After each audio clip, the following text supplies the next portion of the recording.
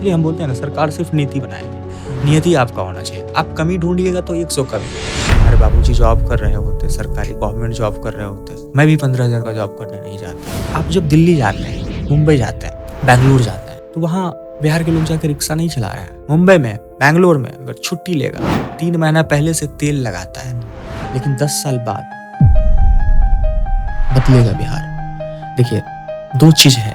यही चीज होता है, जब हम गलती करें, हमारा बच्चा गलती करे, तो अरे वो हम पट्टा से स्टार्ट करते, सक्सेस नहीं होते। रोडवेज अपॉर्चुनिटी था, साबित कर दी। भारत के प्रधानमंत्री हैं मोदी जी, तो उनको भी लाखों लोग गाली देने वाले हैं, करोड़ों लोग गाली देने वाले हैं। उसको अगर पसंद है जो आप चौराहे पे बैठ के गांजा, हम मर जाएंगे ना 2-4 महीना बाद, मेरी बीवी हो, मेरी माँ हो, कपिल शर्मा का शो देख के एकदम मुस्कुरा रही है। जो हमको अगर कोई तकलीफ भी होता है, कोई परेशानी भी होता है, कोई समस्या भी आता है, तो हम 4 लोगों के पास जाके चर्चा करके रोते नहीं है। देखिए, शार्क टैंक से पहले बिहार हमको जान रहा था थोड़ा बहुत।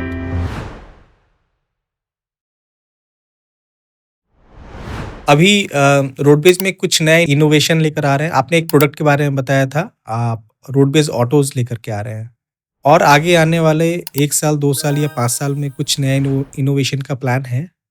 प्लान तो बहुत है, स्टेप बाय स्टेप बढ़ना है, क्योंकि बहुत सारा एक्सपेरिमेंट भी करना है। आप जो सोच रहे हैं एक्चुअल में होता वैसा नहीं है। जब आप अपने प्रोडक्ट को मार्केट में लेके आते हैं, तो बहुत सारी चीज़ें उसमें आपको बदलना पड़ता है, और 3-4-6 महीना जब आप काम करेंगे ना, तब जाके निकल के निचोड़ आता है। मार्केट फिट वो होता है। मार्केट फिट वो होता है। तो अभी एक्सपेरिमेंट तो बहुत सारी चीज़ें पे करेंगे। जैसे राउंड ट्रिप लॉन्च कर रहे हैं, रेंटल लॉन्च कर रहे हैं। बहुत सारे ऐसे लोग हैं विदेश से आते हैं या बाहर से आते हैं 3 दिन 4 दिन के लिए गाँव, तो उसके साथ एक गाड़ी रहेगा, 4 दिन वो घूमे फिरे, फिर एयरपोर्ट पे आके छोड़ दे गाड़ी। मतलब बहुत सारा ऐसा प्रोडक्ट है जो लोगों के जो नीड्स है उसको देखते हुए लेके आ रहा है। बिहार में आप टूरिज्म सेक्टर को कैसे देखते हैं? बहुत बड़ा सेक्टर है ये। धीरे-धीरे जैसे अभी टूरिज्म पॉलिसी पे काम हुआ है, और जो हमारे इंडस्ट्री मिनिस्टर हैं वही अभी टूरिज्म मिनिस्टर भी हैं, तो उनका विजन भी एकदम क्लियर है। अब देख रहे हैं बेटा में भी एक ड्राई पोर्ट खुला, और ये बहुत बड़ी बात है ना, क्योंकि आप डायरेक्ट एक्सपोर्ट इंपोर्ट कर सकते हैं बेटा से। आपको कोई पोर्ट पे जाने की ज़रूरत नहीं है, विशाखापट्टनम या कहीं बाहर। आप अगर मखाना भेजना है आपको, तो आप यहीं दे दीजिए, यहीं से आपका चला जाएगा। कस्टम वाले लोग यहीं बैठेंगे। मतलब ये एक छोटी-छोटी बदलाव जो है ना, उसका इफ़ेक्ट आने में समय लगेगा। तो अभी जो ये बदलाव हुआ है ना, इसका 5 साल बाद दिखेगा असर, जो कितना इकोनॉमिकली हम लोगों को फ़ायदा हुआ इस चीज़ से। हम डायरेक्ट कनेक्ट हो गए फॉरेन कंट्रीज से, है ना? अभी कनेक्ट होने के लिए बहुत सारा चैनल था, अब आप डायरेक्ट कनेक्ट हो गए। तो मतलब उनका जो विज़न है बहुत अच्छा लगता है मुझे। इसलिए हम बोलते हैं ना, सरकार सिर्फ नीति बनाएगी, नियति आपका होना चाहिए। आप कमी ढूँढिएगा तो 100 कमी मिलेगा, किसके अंदर में नहीं है। आप अच्छाइयों को ढूँढिए ना, हर आदमी के अंदर में कुछ ना कुछ अच्छाई है, कुछ ना कुछ कमी है। सब थोड़ी इस धरती पे श्री राम पैदा हो सकते हैं, तो इस युग में हो ही नहीं सकते हैं। हर आदमी के अंदर कुछ ना कुछ कमी है। हमारा अलग थॉट है, हम सिर्फ पॉजिटिविटी देखते हैं। अगर दुनिया मेरे बारे में क्या सोच रही है, उससे हमको मतलब नहीं है। हम दुनिया के बारे में क्या सोच रहे हैं, हम सिर्फ ये देखते हैं। नीति की क्या कमी दिखती है आपको? मतलब आप 2 चीज़ देखिए, अगर आप पूछे हैं तो थोड़ा-सा लोगों को बुरा भी लगेगा। आप 15,000 की जॉब नहीं करना पसंद करते हैं, अगर आप अच्छे मिडिल क्लास फैमिली से हैं तो। मीन्स अगर हमारे बाबूजी जॉब कर रहे होते, सरकारी गवर्नमेंट जॉब कर रहे होते, तो मैं भी 15,000 का जॉब करने नहीं जाता, क्योंकि 30,000 तो उनका पेंशन है।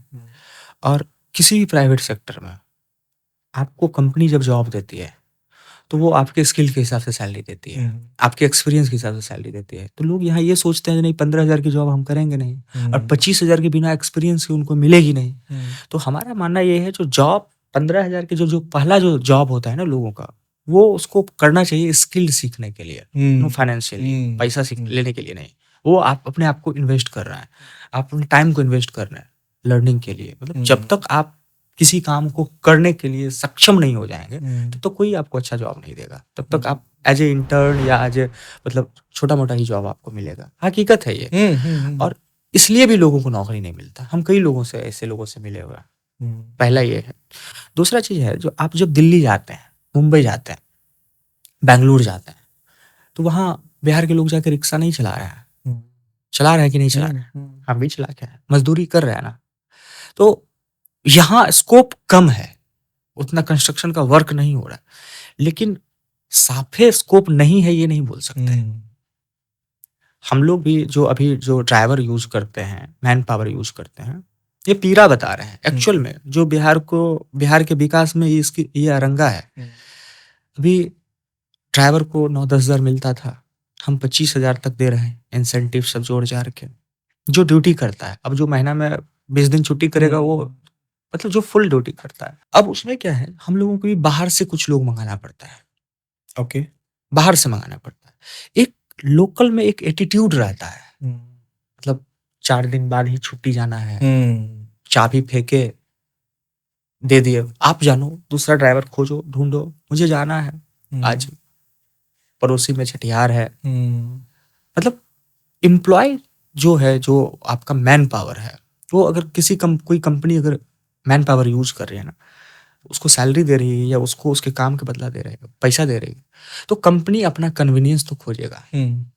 उसको अगर आप नहीं दे पाइएगा तो फिर कंपनी ऑल्टरनेट ढूंढेगी, क्योंकि उसको अपने कस्टमर को सर्व करना है। तो जैसे मेरे धंधा में ड्राइवर अगर हमको चाबी फेंक के चला जाए, जो अचानक रात में बोले जो कल हम छुट्टी करेंगे, सो जो गांव में भोज है या कुछ भी कोई भी बहाना लगे अचानक, तो आपको तो दिक्कत होगा ऑपरेशनल सिस्टम में। कल आपकी राइड कंफर्म है, मॉर्निंग में किसी को एयरपोर्ट के लिए पिकअप करना है ना, वहां तो आपको दिक्कत होगा, कस्टमर तो आपको गाली देगा। लेकिन यही अगर दिल्ली में, मुंबई में, बैंगलोर में अगर छुट्टी लेगा तो 3 महीना पहले से तेल लगाता है, सर 2 दिन का छुट्टी दे दीजिए ना। ये जो एटीट्यूड का फर्क आता है ना, इसी से बहुत सारे हम कंपनी वाले के साथ बात किए हैं, बहुत सारे एंटरप्रेन्योर के साथ बैठते हैं, सबका यही प्रॉब्लम है एक्चुअल में। जो वो प्रोफेशनलिज्म जो है वो घर में नहीं मिल पाता है, वो थोड़ा एटीट्यूड आ जाता है, लोकल वाला फीलिंग, गट्स, क्या उखाड़ लीजिएगा आप धंधा करेंगे कि लड़ेंगे, तो आदमी ऑल्टरनेट ढूंढने लगता है। तो वो जो एफर्ट लगाना है आदमी को, क्योंकि कंपनी बड़ी होगी तभी तो आप बड़े बन सकते हो ना। उसके साथ साथ जैसे हम ड्राइवर को 25 दे रहा है, तो कंपनी स्टार्टिंग से 25 नहीं दे रही है, पहले तो 15 दे रही थी, धीरे धीरे बढ़ती गई कंपनी का रेवेन्यू इंक्रीज, जैसे जैसे ग्रोथ होता गया वैसे वैसे वो बढ़ता ग्रोथ हुआ, उसके लिए सोच रही है, उसके लिए लॉन्च बना रही है, हर जगह एयर कंडीशन कमरा में उसको रहने के लिए प्रबंध कर रही है। तो आपको भी तो कंपनी के प्रति लॉयल होना है, हर आदमी को, हर एम्प्लॉय को, मतलब तभी वहां जॉब का और अपॉर्चुनिटी। यही सेम इंसान दिल्ली में, मुंबई में, बैंगलोर में बहुत ऑनेस्टली, बहुत पंक्चुअलिटी के साथ काम करता है। जैसे ही वो अपने होम टाउन में आता है उसका रवैया चेंज हो जाता है। सेम चैलेंज हम भी फेस कर रहे थे जब हम अपना स्टूडियो, मीन्स मेरी फैशन डिजाइनिंग की पढ़ाई है, तो हम अपना बुटीक भी चलाते थे। दिल्ली में जब बुटीक था तब वहाँ पर जो मैन पावर था, वहाँ पर मैन पावर के साथ में चैलेंज ये नहीं था कि वो छुट्टी कर रहा है, चैलेंज ये था कि आपको ओवर टाइम देना है, क्योंकि उसकी ओवर टाइम करने से उसकी सैलरी ज़्यादा होगी और वो ज़्यादा पैसा अपने घर भेज पाएगा। जब पटना शिफ्ट हुआ, मैं पटना में मैंने स्टार्ट किया, यहाँ वर्कफोर्स मैंने हायर किया, यहाँ का उल्टा सीन था। ओवर टाइम छोड़ दीजिए, वही जो आपने अभी कहा कि आज घर में भोज है, आज फलाना का बीमार है, आज पड़ोसी के यहाँ जाना है, मतलब और संडे तो खैर वो लोग करना ही नहीं चाहते यहाँ पे, जबकि दिल्ली में संडे और over time was there cream basically, मतलब आप दूध के साथ क्रीम ले रहे हैं तो क्रीम था उनके लिए। वहाँ दिल्ली में जब हम हायरिंग करते थे तो वहाँ का जो टेलर या एम्ब्रॉयडर या मास्टर होते थे वो बोलते थे कि सर ओवर टाइम मिलता है, ओवर टाइम लगता है ना यहाँ। मीन्स अगर हम ये बोलते कि ओवर टाइम नहीं लगता है तो वो काम नहीं ज्वाइन नहीं करते थे वो। और यहाँ पे उल्टा, यहाँ आने के बाद में वो पूछते सर ओवर टाइम नहीं होता है यहाँ, मीन्स अगर यहाँ ओवर टाइम कराते तो वो ज्वाइन नहीं करते। तो पता नहीं क्यों क्या होता है, यहाँ लोकल में जब उनको रिसोर्सेस मिलता है, अच्छी कंपनी मिलती है, अच्छा पे मिलता है, उनका रवैया बिल्कुल चेंज हो जाता है। और इसका अगर आपको एक्सपेरिमेंट करना हो, अगर बहुत सारे लोगों को आपत्ति भी होगा इनसे, तो जिनको एक्सपेरिमेंट करना हो 4 दिन मेरे ऑफिस में आके बैठ जाएं, उनको लाइव एग्जांपल दिख जाएगा वहाँ पे। तो बता रहे हैं आपको, ये हर स्टार्टअप का पीड़ा है, जो जहाँ आप, क्योंकि स्टार्टअप जो होता है ना, वो अर्ली स्टेज में एम्प्लॉय हायर नहीं करता है, वो टीम हायर करता है, जो एक एक आदमी को बेस्ट देना होता है उसके लिए।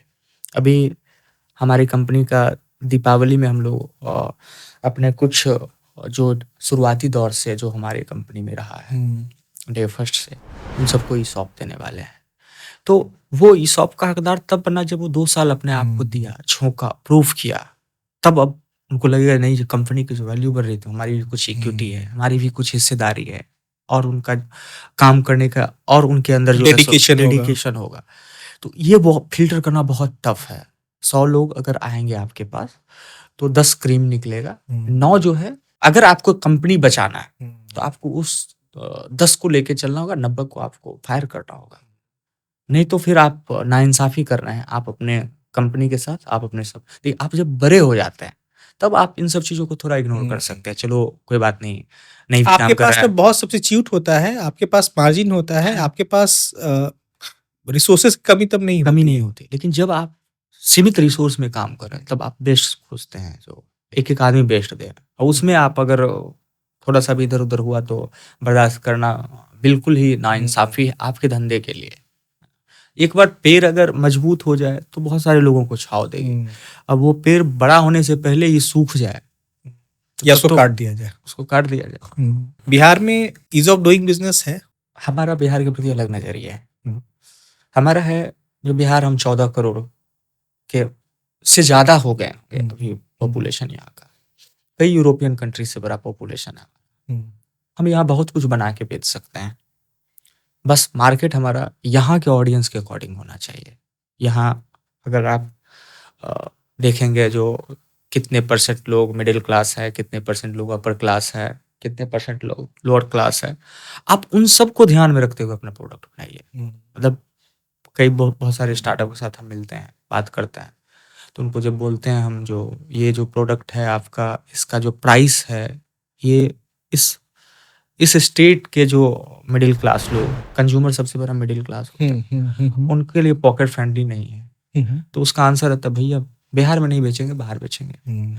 आप जब अपने घर में अच्छा परफॉर्म नहीं करोगे, आप अपना प्रोडक्ट का एक्सपेरिमेंट नहीं कर पाओगे, बाहर में आप क्या खाक करोगे।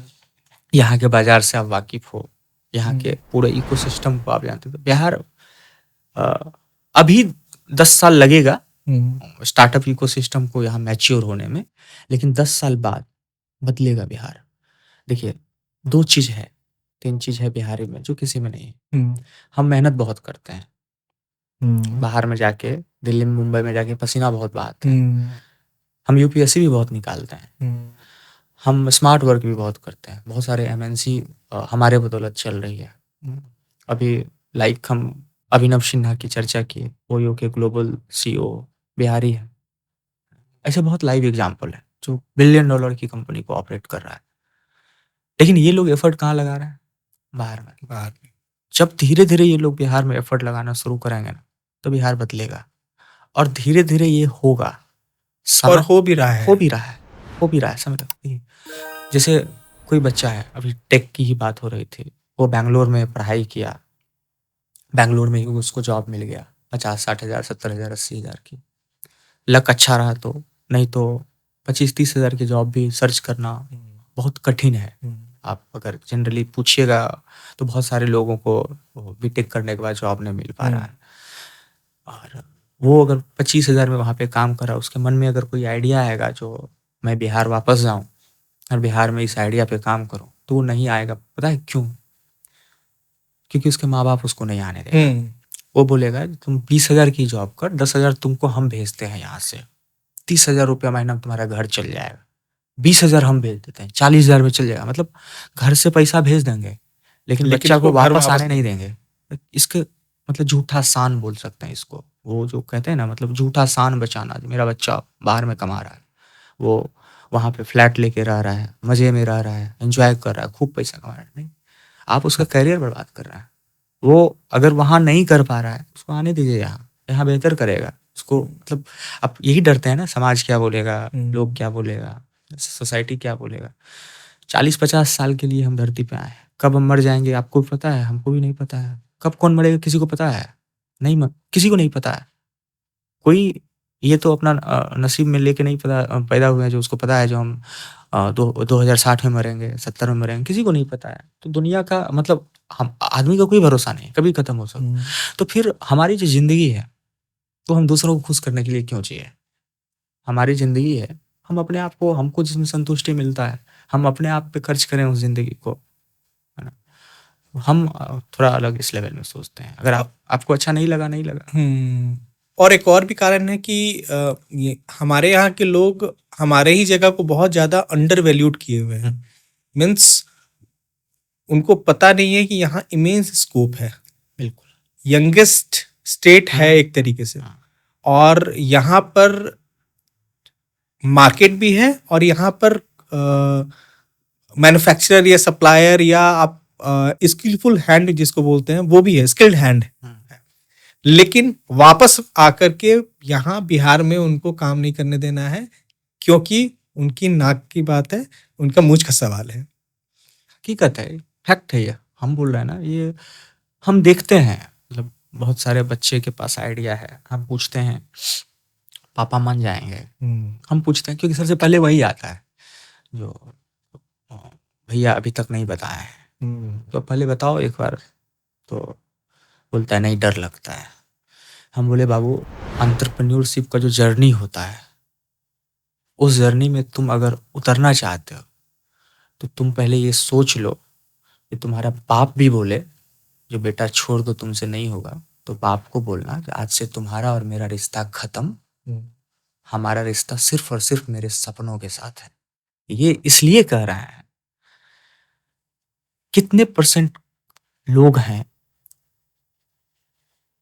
बहुत सारे मिल जाएंगे आपको लाइव एग्जाम्पल, जो शादी होने के 5 साल, 7 साल, 8 साल, 10 साल बाद माँ बाबूजी को अलग भी कर देते हैं, बच्चों को लेके बाहर रहते हैं, या माँ बापूजी से नहीं बनता है, कोई अनाथालय पहुंचा देते हैं। तो यार, तुम जब अपनी बीवी के लिए माँ बाप को छोड़ सकते हो, तो सपना के लिए क्यों नहीं छोड़ सकते हो? माँ बाप फिर आएगा, जब जिस दिन सपना पूरा हो जाएगा, वही बाप छाती ठोक के कहेगा जो मेरा बेटा है ना। लेकिन अब दूसरा एग्जाम्पल ये, तो जब आपको मोहब्बत होता है किसी लड़की के साथ, तो बहुत एग्जाम्पल है, लेके आप भाग जाते हैं। उस समय आपको डर नहीं लगता है तो मेरा बाप हमको छोड़ देगा। उस समय उस लड़की के चक्कर में आप बाप माँ सबको छोड़ देते हो। तो बस वही मोहब्बत आप अपने सपनों के साथ करो। जो अगर पिता भी बोले छोड़ देने, तो नहीं छोड़ना है, उस समय पिता को छोड़ देना, बाद में फिर हो जाएंगे। कहने का मतलब हमारा ये है, आपको वहां ये रिस्क लेना पड़ेगा, अपने पिताजी को कन्विंस करना होगा। नहीं कन्विंस हो रहा है, अगर आपको लगता है नहीं मेरा सपना एकदम मजबूत है, अडिग है, तो आप किसी के लिए उसका कुर्बानी मत दीजिए। नहीं, ये आपकी जिंदगी है, आपका सपना है, क्यों कुर्बान करेंगे उसको? अब पिताजी वो इसीलिए ना बोलते हैं, जो वो चाहते हैं जो मेरा बच्चा का बेहतर भविष्य हो। लेकिन बेहतर भविष्य कैसा हो? जो समाज को अच्छा लगे, सोसाइटी को अच्छा लगे। आप बच्चा जब स्कूल में पास नहीं करता है, फेल हो जाता है, सुसाइड करता है, वो इसलिए नहीं करता है जो वो फेल हो गया है, वो निकम्मा था, नालायक था, इसलिए नहीं करता है। वो इसलिए करता है जो समाज क्या बोलेगा। माँ को मौसी फोन करके क्या बोलेगी, चाचा फोन करके क्या बोलेंगे, चाची फोन करके क्या बोलेगी, मतलब समाज के और सोसाइटी के डर से वो सुसाइड करता है। उतना आत्मबल उसका मजबूत रहेगा, हर बच्चा का रहता है। उसको बस आप ये कहिए ना, अगर फेल हो गया ठीक है बेटा, फिर से ट्राई करो। हकीकत है ये, कोई नहीं कहता है फिर से ट्राई करो, तब उसमें 100 कमी निकालने लगता है। पढ़ने के समय पढ़ने बोलते थे, पढ़ता नहीं था, बाहर में गुलछर्रे उड़ा रहा था, मतलब अलग अलग तरह तरह का कमेंट होता है। जैसे मान के चलिए ना, अगर अपना बच्चा गलती करता है ना, हम लोग हमेशा बोलते हैं बच्चा है, नादान है, बचपना है। और दूसरा का बच्चा अगर गलती कर दे तो हम ही कमेंट करते हैं उसका खानदान ही बर्बाद है, उसका बाप माँ भी यही था, उसका दादा दादी भी ऐसा ही था। मतलब आप 2-3 जनरेशन ऊपर तक जाके उसको जज करने लगते हैं। तो यही चीज होता है, जब हम गलती करें, हमारा बच्चा गलती करे, तो हम उसके लिए सफाई देते हैं। नहीं, बच्चा है, संगत में आके गलती कर दिया। दूसरे का बच्चा करे तो आप पूरे खानदान पे चले जाते हो। हम इन सब चीजों से परे हैं। टियर 2, टियर 3 सिटीज में या छोटे शहरों में स्टार्टअप करने का क्या कुछ एडवांटेज आपको लगता है? वहाँ सीखने को मिलेगा बहुत ज़्यादा। टियर 2, टियर 3 सिटी में आपको लर्निंग का अपॉर्चुनिटी बहुत मिलेगा। पहली चीज़ तो वहाँ आपको कॉम्पिटिटर नहीं मिलेगा, जिसका डर लोग कहता है ना, जो कॉम्पिटिटर, तुम अगर आज़ाद होकर काम करने चाहते तो वहाँ कॉम्पिटिटर नहीं है अभी, आने वाले समय में जाएगा। दूसरा चीज़ है, जो वहाँ के कस्टमर को, मतलब आप कोई नया प्रोडक्ट लेके जाते हैं तो आपको प्रोडक्ट के बारे में भी बताना पड़ता है, कैसे, क्यों उस प्रोडक्ट को यूज करे, क्यों उस प्रोडक्ट को खरीदे। तो आपके पास ये भी एक्सपीरियंस आएगा जो कस्टमर को स्किल कैसे किया जाता है, कैसे अवेयर किया जाता है प्रोडक्ट के लिए, वो लॉक अपॉर्चुनिटी मिलता है। हम जब आर्या को स्टार्ट किए थे तो बहुत चीज़ वहाँ से हम लर्न किए। अगर यही चीज़ हम पटना से करते सक्सेस नहीं होते, अगर आर्या को हम पटना से स्टार्ट करते सक्सेस नहीं होते, क्योंकि मेरे पास कोई एक्सपीरियंस नहीं था। 2-4 महीना के बाद ही पूरा बिस्तर समेटते, बोलते किस्मत मेरा खराब था, सर्वाइव नहीं कर पाया। किस्मत मेरा खराब नहीं था यार, हमारे पास स्किल नहीं था, हम सही डायरेक्शन में नहीं थे। और सही समय पे राइट चॉइस नहीं बिल्कुल, था, बिल्कुल। चाहे वो लोकेशन का हो, चाहे वो टीम का हो, चाहे वो बिल्कुल। XYZ कुछ भी। कोई भी स्टार्टअप फाउंडर को आप उठा के देखिए ना, उसका जर्नी 2-4 साल का नहीं है, 10-12 साल का है, तब जाके वो धंधा बनाया, ब्रांड बनाया। तो वो जो 10-12 साल लर्न किया है ना, वही कभी निकल के आता है और हिट कर जाता है बाजार में। तो लर्निंग तो बहुत ज़रूरी है, तो वो तो करना चाहिए। हमेशा हम कहते हैं, जो वर्ल्ड का जो स्टार्टअप का सक्सेस रेट है वो 20% है, 80 फेल होता है, 20% है ना। यूपीएससी का सक्सेस रेट कितना है? हमको लगता है 0.5%। तो जब 5 साल यूपीएससी निकालने के लिए हम दिन रात एक कमरे में बंद होके तपस्या करते हैं, सबसे कट जाते हैं, फोन से किसी से बात नहीं करते हैं, दिन रात पढ़ाई करते हैं, तभी भी इसकी क्या गारंटी है जो हम यूपीएससी निकाल ही लेंगे? बहुत कम सक्सेस रेट है। तो हम अपने स्टार्टअप के लिए फिर क्यों ये सोचते हैं फेल हो गए तो? अरे इसमें सक्सेस रेट ज्यादा है ना यार, 20% है। पास हो गए तो मलाल ही नहीं रहेगा जो यूपीएससी नहीं निकाल पाया। फेल यहाँ नहीं होता है, यहाँ लर्निंग होता है। आप गिव अप मत करो, ट्राई करते रहो, कुछ ना कुछ 10 साल में बना ही लो। 10 साल 12 साल में कुछ ना कुछ बना ही लेंगे। आप जैसे शार्क टैंक के मंच पे ही बहुत सारे शार्क्स हैं, जिसका किसी का 8वां प्रोडक्ट है, किसी का 7वां प्रोडक्ट है, किसी का 4था प्रोडक्ट है, 4 कंपनी उसका फेल हुआ है, वहां से सीखा वो, 5वां में वो गलती नहीं किया। और जब तक आप गलती नहीं करेंगे आपको अनुभव नहीं आएगा। अनुभव भी तो वही से आता है। लोग कहता है जो गलती नहीं करना चाहिए, नहीं करोगे तो अनुभव कहाँ से आएगा? अब आप खुल के एकदम बैटिंग करो, बोल्ड हो गए, आउट हो गए, फिर से नया विकेट लगेगा, फिर से मैदान सजेगी। हार नहीं मानना है, गिव अप नहीं। धंधा अगर बनाना है तो गिव अप नहीं, नहीं तो फिर ठीक है नौकरी करिए। सब लोग धंधा नहीं बना सकते, ये भी तो तय है ना। यूपीएससी की तैयारी करने वाला वो भी अपना 8 साल 10 साल लगाता है, क्योंकि वो जर्नी सिर्फ उतनी देर साल की नहीं होती है कि वो जितनी दिनों में वो प्रिपरेशन कर रहा होता है। उसका थॉट प्रोसेस स्टार्ट होता है 10th करता है, 12th करता है, उसके बाद फिर वो यूपीएससी की प्रिपरेशन में लगता है, तब वो जाके सक्सेसफुल या अनसक्सेसफुल होता है। लेकिन स्टार्टअप को जज करता है लोग बहुत ही लंबा दिखाते हुए कि हाँ अगले ने 10 साल लगाया और कुछ नहीं हुआ। 11वें साल में क्लिक होने का चांसेस 20% ज्यादा है। तब आप बाहर निकल रहा है ना, छोड़ रहा है ना। हम क्या बोले, आपको अगर स्टार्टअप बनाना है, स्टार्टअप आप अगर बनाने के लिए जा रहे हैं तो आप अपने परिवार को 10-12 जनरेशन ऊपर लेके जाने वाले हैं। तो जब आप एक 10-12 जनरेशन को ऊपर ले जाने वाले, तो आपको खींचना पड़ेगा एक जनरेशन को बनाने के लिए, तभी अगला जनरेशन जो है सो कैरी करेगा। तो आप मान के चलिए ना 10-15 साल तक आप ऐसा थोड़ी है, कहीं जॉब कर रहे हैं वहां भी तो आप सैलरी कमा ही रहे हैं, अपना स्टार्टअप बना रहे हैं वहां भी कुछ ना कुछ तो आप बना ही रहे हैं ना, कुछ ना कुछ तो कमा ही रहे हैं। ऐसा थोड़ी है जो आप फ्री में मुफ्त में वहां पे काम कर रहे हैं। 10-12 साल 15 साल आप माइंड में सोच के चलो, जो 15 साल हमको गिव अप नहीं करना है। जरूरी नहीं है 15 साल लगेगा। अब भारत पे बन गया 2 साल में, अश्विन कोवर का पिछला एक्सपीरियंस था तभी तो वो 2 साल में बन गया। वो तो पिछला उसका 6-7 साल का 8 साल का अलग अलग फील्ड में एक्सपीरियंस था, वो बना लिया। तो आपको भी एक्सपीरियंस मिलते जाएगा, आप काम करते जाइए, पैसा कम होगा थोड़ा, स्टार्टिंग में इनकम कम होगा, ज्यादा से ज्यादा यही होगा, थोड़ा कम मतलब थोड़ा कम आएगा। आपको लगता है कि यहाँ का कंज्यूमर बिहेवियर जो है बिहार का, पटना का, पूरे बिहार का और बाहर के कंज्यूमर बिहेवियर में कोई डिफरेंस है? पूरा बहुत डिफरेंस है। तो क्या होता है ना, जो बाहर का जो कंज्यूमर है, अगर सही मायने में पूछे तो उनके पास टाइम नहीं है बहुत ज्यादा, उनका बहुत बिजी शेड्यूल है। सर्विस लिया, सर्विस अच्छा लगा, पे किया, निकल गया। लेकिन यहाँ जो कंज्यूमर है उनके पास समय है, तो एक सर्विस को यूज करने के लिए वो बहुत बार सोचता है, करें ना करें, नेगेटिव क्या होगा, पॉजिटिव क्या होगा, कैसा सर्विस मिलेगा, सेफ है या नहीं, सेफ है या नहीं है। तो आप उनके हर अपेक्षाओं पे आपको खरा उतरना पड़ेगा। और सबसे बड़ा चीज है जो, हालांकि इंडिया भारत का बाजार ही प्राइस ओरिएंटेड है, तो बिहार का तो होगा ही डेफिनेटली। तो लोग ये भी देखते हैं, कंपेयर करते हैं, वहाँ कितना में हो रहा है, यहाँ कितना में हो रहा है, मतलब उनके पास पर्याप्त समय है। तो यहाँ पे ये डिफरेंट है, जो वहाँ लोग 2 रुपए ज़्यादा लग जाएगा, टाइम सेव करके निकल जाएंगे, और यहाँ है जो 2 रुपए कम लगे, 1 घंटा उनको ज़्यादा समय लगे, तो मतलब 1 घंटा वो एनालिसिस कर लेंगे, फिर जाके उनको अच्छा है, मतलब अच्छा एक्सपीरियंस भी देता है, मतलब लर्निंग का भी मौका मिलता है। दूसरा चीज़ है, एज ए फाउंडर हम हमेशा ये मानते हैं ना, जो आपके कस्टमर लॉयल नहीं हो सकते, आपको लॉयल बना के रखने के लिए डेली इनोवेशन करना होगा, आपको उनकी अपेक्षाओं पे खरा उतरना पड़ेगा। जिस दिन कोई आपसे बेहतर अपॉर्चुनिटी उनको दे दिया हो, आपको लात मार देगा, उसका सर्विस यूज करेगा, उसका प्रोडक्ट यूज करेगा, तो आप अपने प्रोडक्ट में जो है ना, सो मतलब उसको कस्टमर फ्रेंडली हमेशा बना के रखिए, बदलाव करते रहिए, कस्टमर क्या चाह रहा है आप उसी तरह से उसमें चेंजेस करिए, इनोवेशन करिए, डेली आपको इनोवेशन करना होगा, डेली आपको लर्न करना होगा। एक चैलेंज आपको आता होगा कि चूंकि बिहार में बहुत सारे ऐसे लोग हैं जो बहुत इंग्लिश फ्रेंडली नहीं हैं, बहुत गांव के लोग हैं वो लोग नहीं हैं, या फिर यूज़र फ्रेंडली नहीं है। ठीक है, फेसबुक चला लेना, इंस्टाग्राम चला लेना एक अलग बात होता है, यूट्यूब देख लेना एक अलग बात होता है, क्योंकि वो रोज देख रहे हैं तो उनको उसका आदत हो गया है।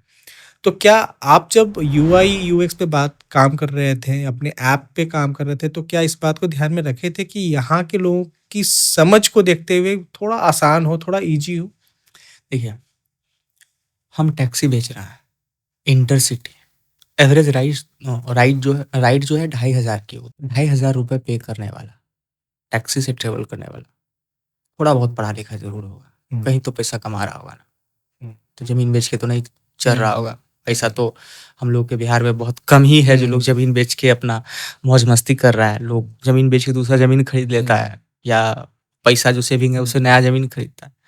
तो पहला जो टारगेटेड ऑडियंस था ना मेरा, वो एयरपोर्ट वाले कस्टमर थे, रेलवे स्टेशन वाले कस्टमर थे, इंटरसिटी वाले थे। तो पहला जो डिजाइनिंग हुआ था, इनको सोच के डिजाइन हुआ था। अब जो रोडवेज ऑटो लॉन्च हो रहा है, वो अलग कैटेगरी के कस्टमर को ध्यान में रख के, मतलब आप बांटेंगे ना, जो आप किस तरह के ऑडियंस को टारगेट कर रहे हैं, कस्टमर को टारगेट कर रहे हैं, प्रीमियम को, मिडिल को, लोअर को, किसको टारगेट कर रहे हैं। तो मेरा पहला प्रोडक्ट जो था वो, मतलब अब जैसे एग्जांपल वंदे भारत, उसी ट्रेन से हम कलकत्ता जा रहे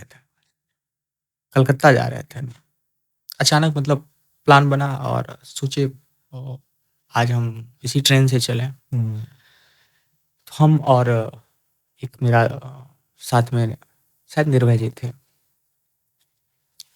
रास्ते में एक परिवार के 4 लोग बैठे हुए थे, ऐसे सब बातचीत चल रहा था। तो एक औरत वहाँ बैठी हुई थी, वो बोली, जो इतना महंगा ट्रेन हो गया है, जो मोदी जी जो है सो देश को लूट के खा रहे हैं, क्योंकि उसका टिकट थोड़ा सा महंगा है, वास्तव में महंगा है। हम गए उस ट्रेन में, आधा घंटा बाद, शायद 40 मिनट बाद नाश्ता आया, खाना आया, चाय आया, फिर से नाश्ता आया, उन लोगों का बातचीत हो गया। तो हम एक शब्द उनको बोले, जो मोदी जी कहाँ बोले थे ये गरीब के लिए है, उनके लिए अलग है। उनको भी तो सरकार की कंपनी को भी तो सोचना है ना, जो वो किस क्लास के लिए बना रहे हैं। वो हो सकता है बिजनेस क्लास को सोच के बनाया हो, या हो सकता है उस क्लास के बारे में सोच के बनाया हो जो टाइम का, मतलब जिसके लिए टाइम मनी है, जिसको 6 घंटा में कलकत्ता जाना है, 7 घंटा में कलकत्ता जाना है, जिसको सुविधा चाहिए, जिसको खाना चाहिए। तो हर प्रोडक्ट अपने आप में ये होता है वो किसके लिए बना है। अब हवाई जहाज, अब अगर जो हवाई जहाज एफर्ट नहीं कर सकता है, एग्जाम्पल, वो अगर सरकार को गाली दे जिसका किराया बहुत ज्यादा है, तो ये इसको हम बेवकूफी मानते हैं। आप ये वो प्रोडक्ट ही नहीं बना है आपके लिए, ऐसे स्पष्ट भाषा में वो प्रोडक्ट ही आपके लिए नहीं बना है। वो प्रोडक्ट जिसके लिए है वो उसको यूज कर रहा है। उसी तरह वंदे भारत आपके लिए नहीं है, वो जिसके लिए बना है वो यूज कर रहा है। अगर आपको पैसा बचाना है तो और सारा वैकल्पिक व्यवस्था, ऐसा तो नहीं है जो सरकार वो पहली वाली ट्रेन बंद कर दी और ये वाली ट्रेन ला के लूट रही है आपको। नहीं, वो कह रही है जो आपको अगर बेहतर सुविधा चाहिए आप इस पे आ जाओ, इससे भी अच्छा सुविधा चाहिए आप किसी और पे शिफ्ट हो जाओ, हवाई जहाज से चले जाओ। तो मतलब आदमी को ये सोचना चाहिए, हम ऐसा सोचते हैं, ये लोग यहाँ जनरली यही शुरू करते हैं, ये इतना तो सोचने का नज़रिया मतलब आप क्या सोच किस नज़रिए से देखते हैं, वो मायने रखता है। हम एक एक बहुत पहले हम सोशल मीडिया पे एक पोस्ट लिखे थे, बहुत वायरल हुआ था। उसका हेडिंग था फलाना काका, फलाना काका। काका। ओके। उसमें क्या है ना, मेरे बाबूजी truck driver, bus driver, truck भी चलाए हैं, बस भी चलाए हैं। तो जब पापा पहला ट्रक पे गाड़ी सीखे थे खलासी बन के, तो उससे ओके। पहले पापा भैंस चराते थे। दादाजी 7-8 भैंस रखे थे। तो जब हम लोग थोड़ा बड़े हो गए ना, तो दादाजी के प्रेशर पड़ने लगा। चाचा लोग बाहर चल गए थे, कोई कलकत्ता, कोई दिल्ली अपना कमा रहे थे। तो दादाजी बोले तुम भी अपना भागो यहाँ से, निकलो, जाओ कमाओ, बच्चा बड़ा हो रहा है, ये भैंस चरा के कुछ नहीं होगा। तो पापा के समय में जो लोग, जो एक काका हैं, वो भैंस पापा के साथ चराते थे और आज भी वो भैंस चरा रहा है। तो जब नोटबंदी आया था ना, नोटबंदी हुआ था, तो चौराहा पे बैठ के नोटबंदी से आर्थिक कैसे स्थिति मजबूत होगी देश की, काला धन कैसे वापस आएगा, इन सब चीज़ों पे बहुत तगड़ा ज्ञान दे रहे थे वो। तो मन में वही सोच रहे थे उस दिन, इसीलिए बोले उस दिन फलाना काका के बारे में यही चीज़ लिखे थे हम, जो एक्चुअल में अगर फलाना काका के पास इतना बौद्धिक क्षमता है, सोचने की क्षमता है, जो देश की अर्थव्यवस्था पे बात कर रहा हो, वो अपने घर की अर्थव्यवस्था आज तक क्यों नहीं मजबूत कर पाया है? तो हम ऐसे लोगों को नहीं सुनते हैं। मतलब आप जो कहाँ से ज्ञान लाए, आप व्हाट्सएप से लाए, आप फेसबुक पे से लाए, इंस्टाग्राम पे से लाए, जो रील चल रहा है वहाँ से कोई बोला, आप अपना थॉट प्रोसेस मतलब यूज ही नहीं किए। मतलब कोई किसी पे एलिगेशन लगाया तो आप मतलब वहाँ भी जो है सो एक तरफ का सुने और उस पर मतलब जजमेंट सुना दिया। ये सब चीज़ नहीं हो, हम अलग सोचते हैं। हम सोचते हैं हो सकता मे बी, हम दोनों चीज़ देखते हैं। ऐसे लोग भी हैं, बहुत सारे लोग हैं। तो आप किसका सुनेंगे? अभी भारत के प्रधानमंत्री हैं मोदी जी, तो उनको भी लाखों लोग गाली देने वाले हैं, करोड़ों लोग गाली देने वाले हैं। और राजनीति एक ऐसा जगह भी है जहाँ आज के डेट में श्री राम प्रभु भी रहते हैं, तो उनके ऊपर भी लोग उंगली उठा के प्रश्न पूछता। अगर आप अगर लोगों के अपेक्षा पे उसको क्या पसंद है, वैसा अगर आप नहीं कर रहे हैं ना, तो वो आपका विरोधी होगा, वो आपका विरोध करेगा। उसको अगर पसंद है जो आप चौराहे पे बैठ के गांजा पियो, तो आप उसके साथ चौराहे पे बैठ के गांजा पीजिए, मस्त आपका दोस्त रहेगा। जिस दिन आप उसके दोस्ती से चौराहे पे से उठे, उसके सर्किल से बाहर निकले, फिर आपका बुराई शुरू होगा। आप में 100 को कमी निकाली जाएगी। आपके बारे में आपसे ज्यादा वो जानेगी। हमको अगर हम पॉलिटिकली नहीं ना कमेंट करते हैं, ना इन्वॉल्व रहते हैं, फिर भी ऐसा थोड़ी है जो मेरे पास ज्ञान नहीं है, बुद्धि नहीं है। आप किसी को भी मत, एग्जाम्पल अभी ले लीजिए, जब नीतीश जी जो मुख्यमंत्री हैं बिहार के, जब आरजेडी के साथ रहते हैं, तो आरजेडी वाले जो लोग होते हैं वो कहते हैं जो नहीं, नीतीश कुमार बहुत अच्छे अच्छे अच्छे। जिस दिन गठबंधन टूट गया, फिर बीजेपी के पास आए, तो वो कहते हैं बहुत बुरे। नीतीश चाचा आरजेडी के साथ सरकार बनाए, तो बीजेपी वाले बोलते हैं नीतीश चाचा बहुत भ्रष्ट है। और जिस दिन फिर बीजेपी में आ जाए, तो फिर पाक साफ। मतलब आपको अच्छा जो लग रहा है उसके अनुकूल कोई काम करें, अपने कन्वीनियंस के हिसाब से आप अपना आप पैमाना तय कर रहे हैं। आप परसेप्शन चेंज करते हैं, आप उसी के हिसाब से परसेप्शन। अरे महेंद्र सिंह धोनी के घर पे पत्थर चला था, कभी याद होगा आपको, बहुत वायरल हुआ था। कौन चलाया था, क्यों चलाया था? अरे वो खेल था यार, सब बार हार जीत खेल में लगा हुआ है। मतलब तुम सिर्फ जीतना पसंद, तुमको अच्छा नहीं लगा हारना, तो तुम किसी घर पे जाके पत्थर चला दोगे। मतलब ऐसे भी लोग हैं। आपको आप इधर से सुनिए, इधर से निकल जाइए, कोई आपको याद करने वाला नहीं है। आप हम मर जाएंगे ना, 2-4 महीना बाद मेरी बीवी हो, मेरी माँ हो, कपिल शर्मा का शो देख के एकदम मुस्कुरा रही होगी, ठहाका मार के हंस रही होगी। ऐसा हम क्या करें? कोई नहीं याद करने वाला है। हम जी रहे हैं, हमको जो अच्छा लगेगा हम वो करेंगे। हमको अगर पसंद है जो हम जो कमा रहे हैं, वो हमको इच्छा होगा हम डोनेट कर देंगे। हमको इच्छा होगा नहीं डोनेशन करेंगे, हम कुछ और करेंगे। उसमें क्या? बहुत सारे ऐसे लाइव एग्जाम्पल है जो अपने मन का किया है। और वैसे भी फाउंडर्स तो पागल होते ही हैं, मन की ही सुनते हैं। पागल से याद आया, आप एक बुक के बारे में जिक्र कर रहे थे, उस बुक के बारे में बताइए। देखिए एक्चुअली क्या है ना, हम अपने जीवनी पे, किसी का जिंदगी जो है ना एक पन्ना में नहीं सीमित होता है, उसके कई पन्ना दर पन्ना जुड़ते जाता है, उतार चढ़ाव, स्ट्रगल। लेकिन वो कहानी दुनिया तभी सुनेगी जब आप कुछ करके दिखा लेंगे, कुछ अचीव कर लेते हैं, कुछ अचीव कर लेंगे। तो मैं भी अपनी जीवनी पे एक किताब लिख रहा हूँ, उसका नाम है द पागल। और उसी का है जो अगर हम नहीं रहे इस बीच में कुछ हो जाता है, कुछ भी हो सकता है, तो भगवान के हाथ में कोई नहीं देखाया है। तो अपनी वाइफ से कमिटमेंट लेके रखे हुए तुम उसको पब्लिश करना, एक था पागल और नीचे में उनकी अधूरी कहानी। तो मतलब यही बस वही बुक है जो मिडिल क्लास को, लोअर क्लास के बच्चे को औकात से ज़्यादा बड़ा सपना देखने में कितनी बड़ी चुनौतियों का सामना करना पड़ता है, क्या-क्या चैलेंजेस आता है, वही सब उसमें दिखेगा। जो आपको बिज़नेस बनाने के लिए आपके पास पैसे की ज़रूरत नहीं है, आपके अंदर गट्स होना चाहिए, आपका कलेजा मजबूत होना चाहिए, आपके पास दृढ़ संकल्पित होना चाहिए। आपको लोग एक कान से गाली दे तो दूसरे कान से निकाल दीजिए और आप बोलिए हाँ, हाँ मैं आवारा हूँ। बस अपने काम को करते रहिए। अगर कोई आके आपको कान में बोले तो तुम आवारा हो, तो आप उसको रिएक्ट मत करो। हाँ, हम आवारा हैं, आप ठीक रहो, आप अपने काम पे फ़ोकस करो। मतलब बेसिकली मेरी जो जीवनी है ना, वही उसमें लिखाएगा। मतलब थोड़ा बहुत जो स्ट्रगल का पार्ट है, सक्सेस का पार्ट है, कहाँ से पैदा हुए, कहाँ आके खड़े हुए, क्या सपना था, क्या मोटिव था, क्या-क्या चुनौती आई, बस यही सब चीज़ रहा। कितना बचा हुआ है उसमें लिखना अभी? हमको लगता है अगले साल हम ये कर देंगे, इसको पब्लिश कर देंगे। पब्लिश हो जाएगा। वो था जो कंपनी 100 करोड़ की बन जाएगी तब करेंगे, तो ऊपर वाले की कृपा से इस फाइनेंशियल ईयर बना लेंगे। एक सवाल जो बीच में रह गया, जो मुझे पूछना था, रोडबेज का लोगो आपने बनाया है? हाँ, रोडबेज का लोगो मेरा क्योंकि है। जब आप डिजाइनिंग सॉफ्टवेयर की बात कर रहे थे, आपने सीखा है, तो ये मेरे दिमाग में आया, मेरे दिल में आया बेसिकली कि ये पक्का आपका ही देन होगा। तो रोडबेज का लोगो आपने बनाया, कैसे बनाया, क्या थॉट प्रोसेस था उसका? रोडबेज का आप गौर करते हैं कि बी उसका अलग कलर है, येलो। तो बहुत सारे लोग बोलते हैं जो उसका क्या मतलब है, तो बी मतलब मेरा प्लान बी और बी मतलब बिहार, दोनों को रिप्रेजेंट करता है, इसीलिए बी वो है, येलो है।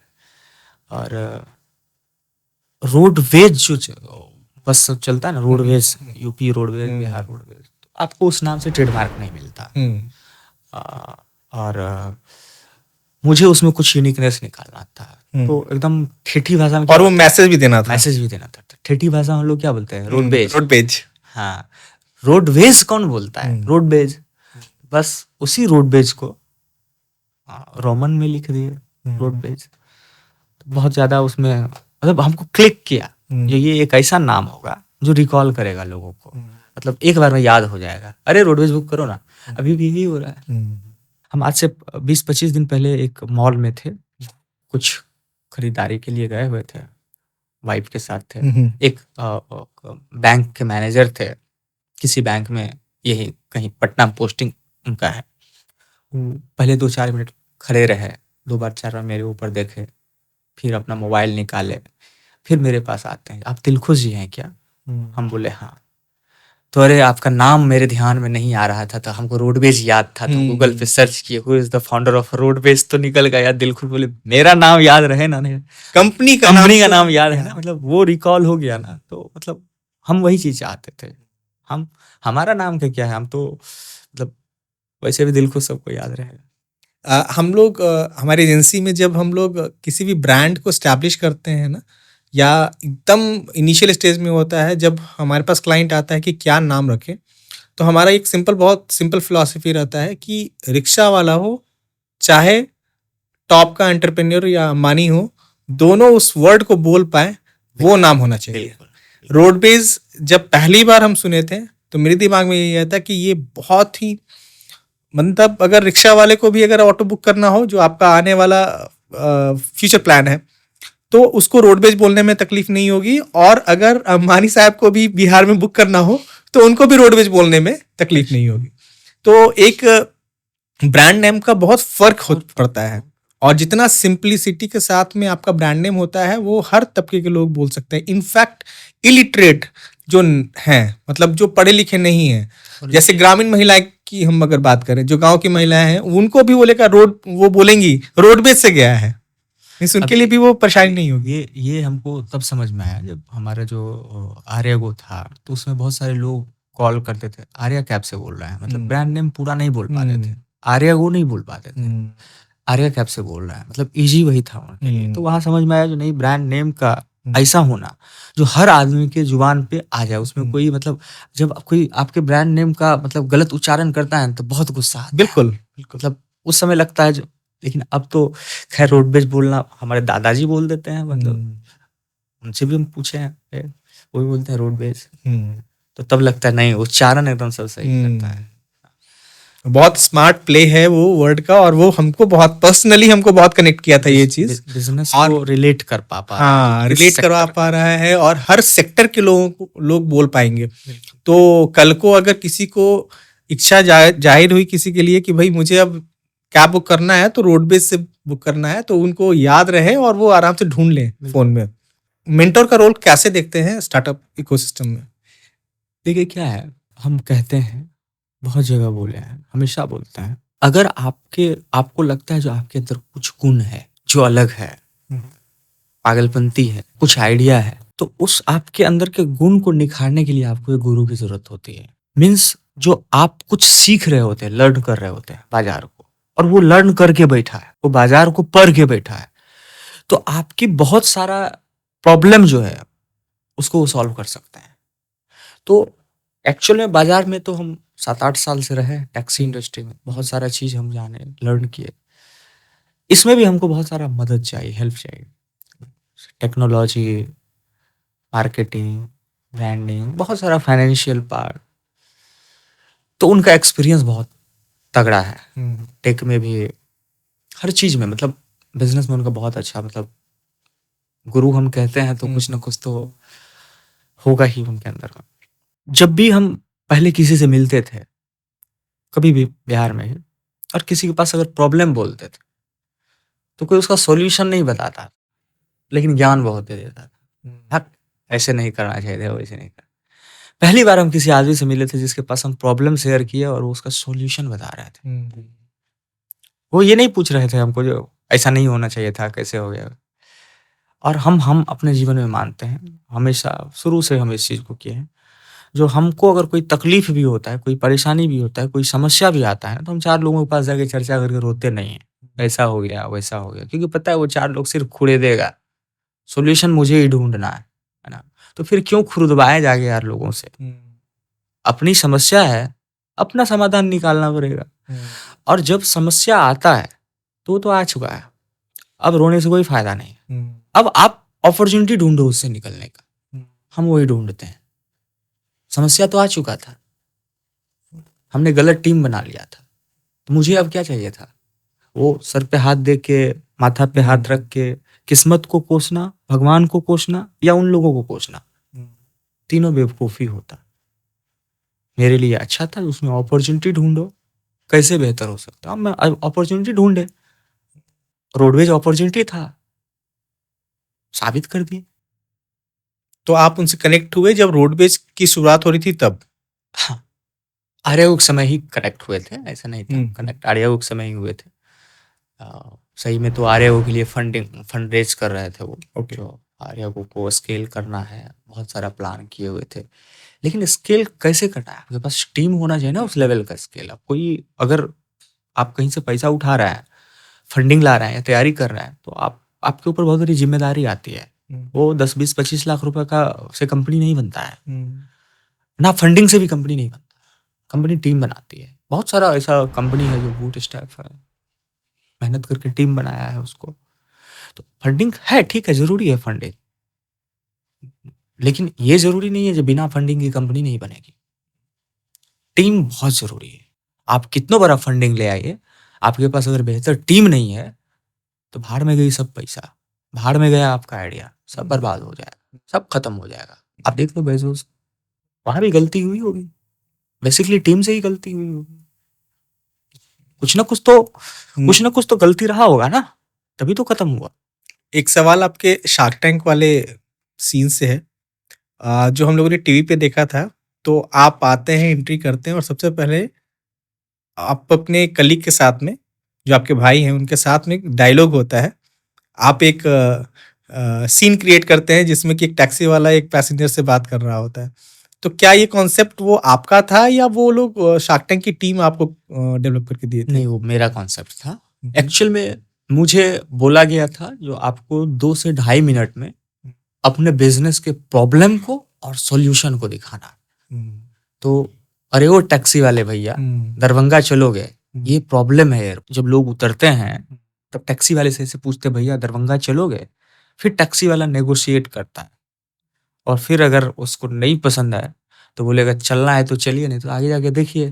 तो एक्चुअल में यही था, उसका सॉल्यूशन क्या था, तो हमको प्रॉब्लम दिखाना था। तो मेरे मन में सबसे अच्छा यही लगा, जो इसको ऐसे ही ये किया जाए, अप्रोच किया जाए। और अगर किसी को शार्क टैंक में जाना है, वहाँ पे उसके लिए तैयारी करनी है, क्या-क्या तैयारियाँ करनी पड़ती हैं उसके लिए? देखिए, आपके पास उसका फॉर्म निकलता है, अप्लाई कर दीजिए। उसके बाद वहाँ से कॉल भी आता है आपको, पहला कॉल आएगा, आपके बिज़नेस के प्रोडक्ट के बारे में आपसे पूछेगा। हुँ, हुँ। उसको अच्छा लगा, आपको बुलाएगा। वहाँ 2-3 राउंड उसका होता है, तो आप सेलेक्ट हो गए। तो बहुत सारे लोगों के मन में धारणा है पैसा देके भी जा सकते हैं, ये वहम है। कई लोग हमको पूछा, भैया पैसा देके जा सकते हैं क्या? भाई वो रियलिटी शो, वहाँ वो सोनी बहुत बड़ी कंपनी है, ऐसा थोड़ी करेगी वो। तो लोग जुगाड़ खोजने लगते हैं ना, मतलब अच्छी चीजों में जुगाड़ खोजो ना यार।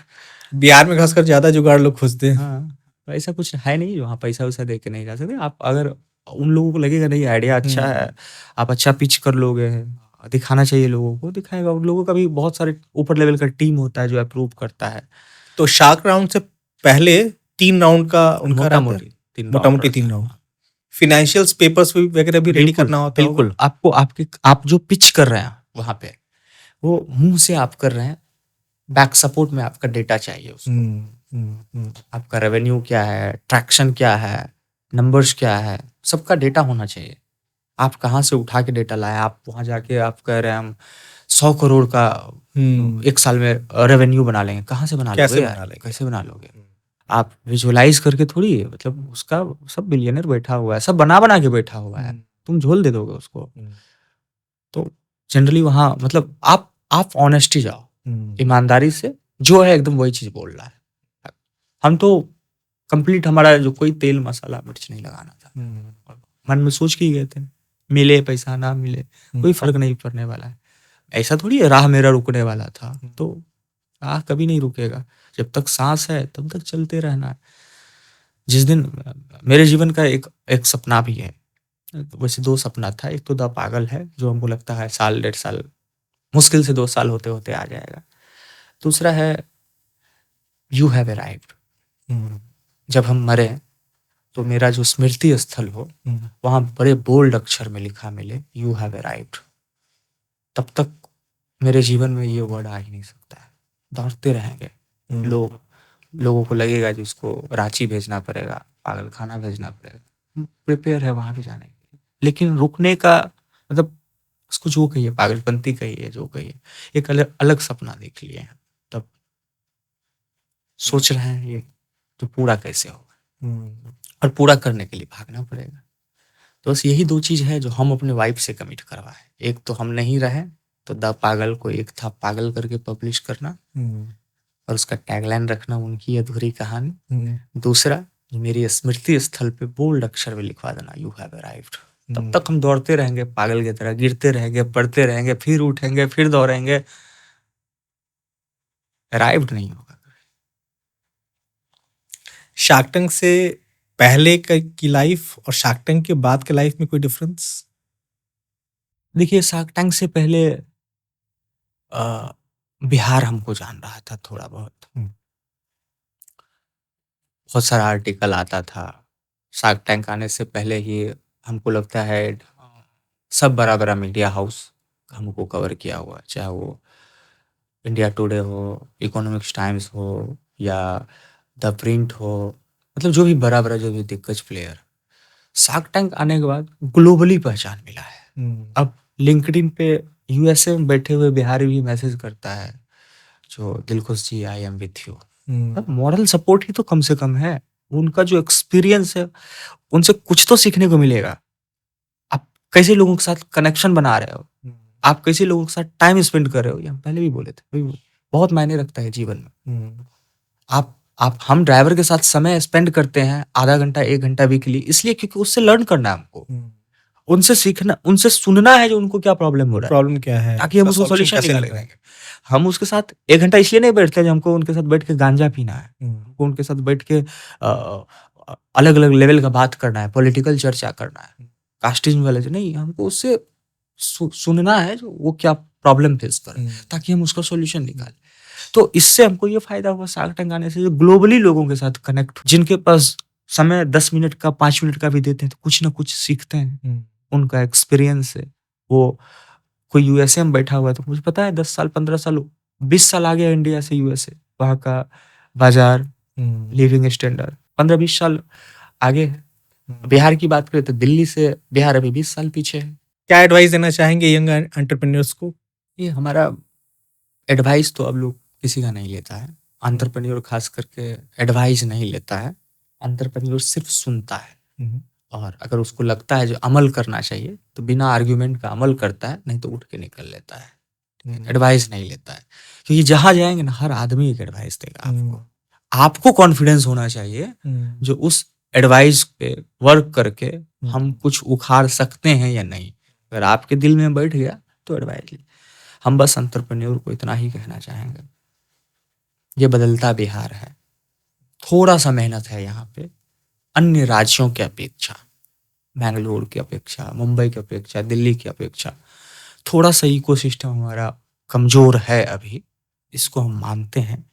लेकिन अगर 5-7 साल मिल के मेहनत किया जाए, तो बिहार में एक गजब का क्रांति आएगा, क्रेज आएगा।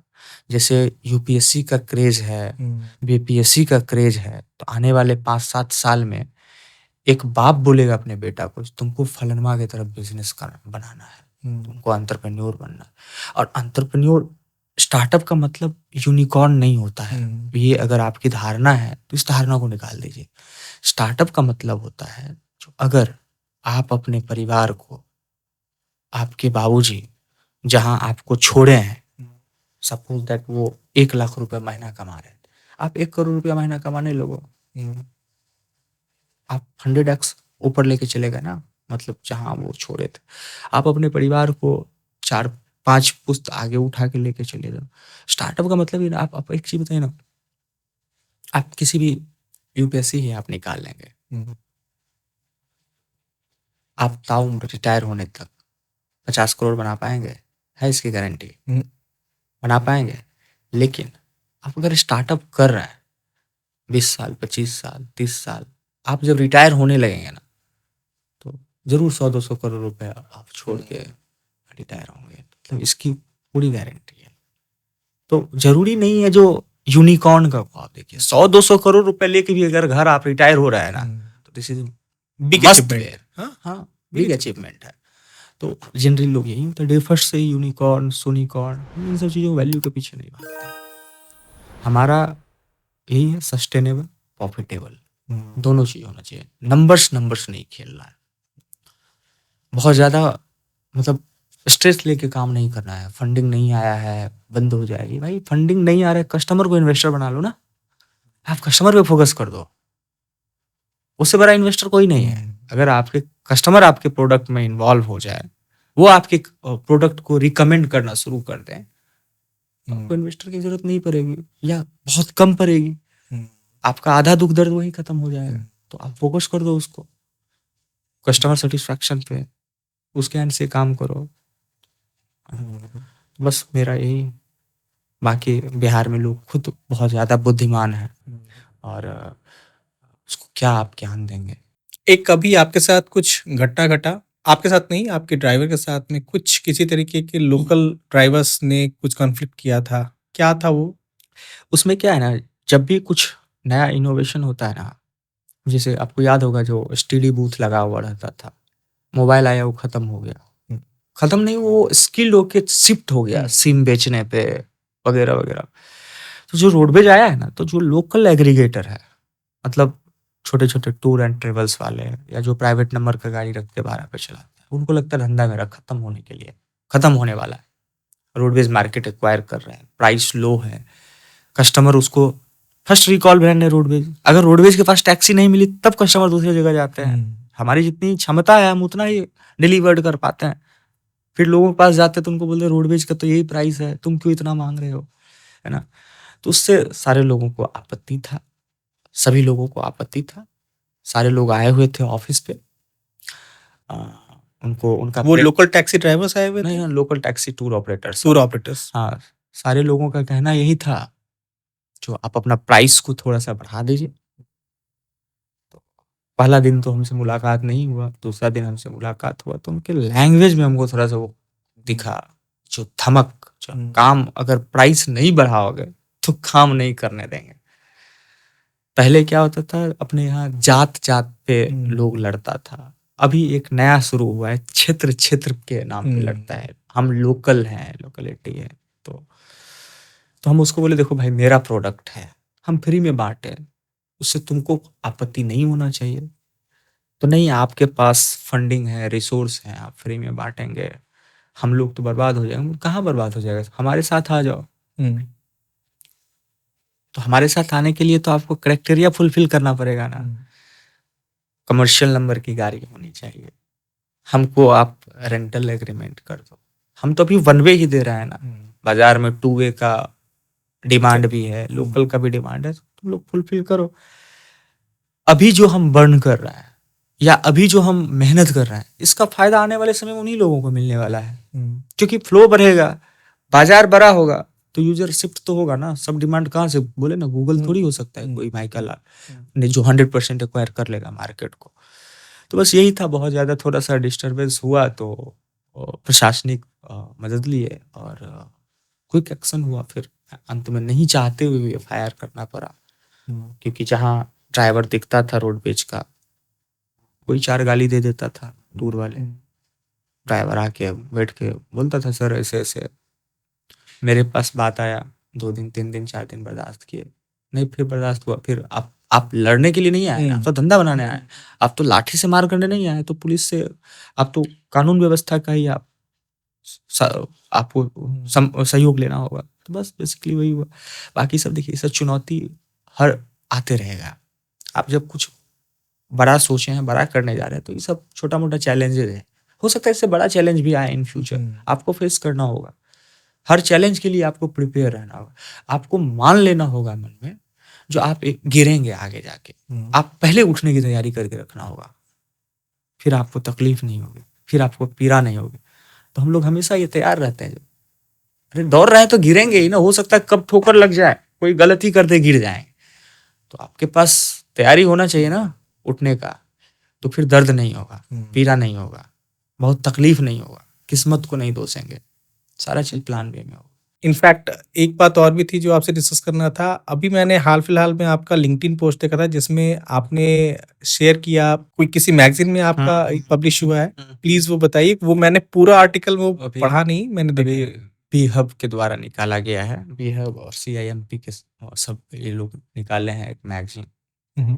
तो उसमें कवर फोटो पे हम हैं, तो बस ऐसे ही लिख दिए, एक रिक्शा के पैडल से मैगजीन की कवर फोटो तक, ये चमत्कार नहीं परिश्रम है। तो ओके, बहुत तेजी से बी हब की तरफ से वो मैगजीन पब्लिश हुई है। Okay, so thank you so much for being here और ऑल द बेस्ट आपके रोडवेज के लिए और आपके आने वाले जितने भी प्लान हैं, future plans and future endeavours के लिए। So thank you so much for being here. बहुत बहुत धन्यवाद। Thank you.